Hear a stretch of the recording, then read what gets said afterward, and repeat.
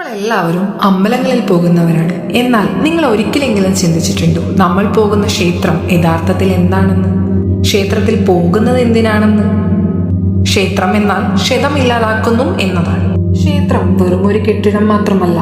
പ്രപഞ്ചത്തിൽ ദൈവിക ശക്തി എല്ലായിടത്തും ഉണ്ടെങ്കിലും ആ ശക്തിയെ മനുഷ്യർക്ക് അനുഭവിക്കാനാകുന്ന രീതിയിൽ ഭൂമിയിൽ സ്ഥാപിച്ച സ്ഥലമാണ് ക്ഷേത്രം.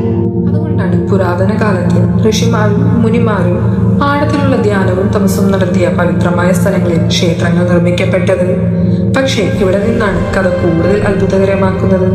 ഒരു ക്ഷേത്രം പണിയുന്നത് ഒരു സാധാരണ കെട്ടിടം നിർമ്മിക്കുന്നത് പോലെയല്ല, ജീവനുള്ള ഒരു ദൈവിക ശരീരം സൃഷ്ടിക്കുന്നത് പോലെയാണ്. അതിന്റെ ഹൃദയം ഗർഭഗൃഹം. അവിടെയാണ് ദൈവത്തിന്റെ വിഗ്രഹം സ്ഥാപിക്കുന്നത്. പക്ഷേ ആ വിഗ്രഹം വെറുമൊരു പ്രതിമയല്ല.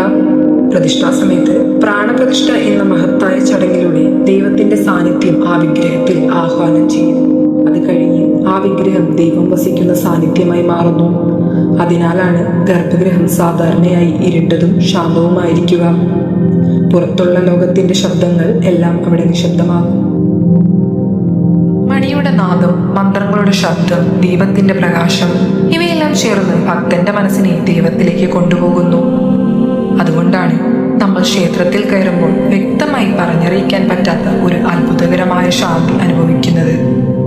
പക്ഷേ ഇവിടെ ഒരു വലിയ ചോദ്യമുണ്ട്. എന്തുകൊണ്ടാണ് ക്ഷേത്രങ്ങൾ ഇങ്ങനെ പ്രത്യേക രീതിയിൽ നിർമ്മിക്കപ്പെട്ടത്? എന്തുകൊണ്ടാണ് മണിയുടെ ശബ്ദം അത്ര പ്രധാനപ്പെട്ടത്?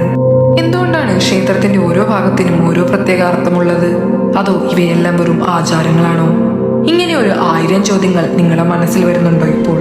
അതൊക്കെയാണ് നമ്മൾ ഇനി സംസാരിക്കാൻ പോകുന്നത്.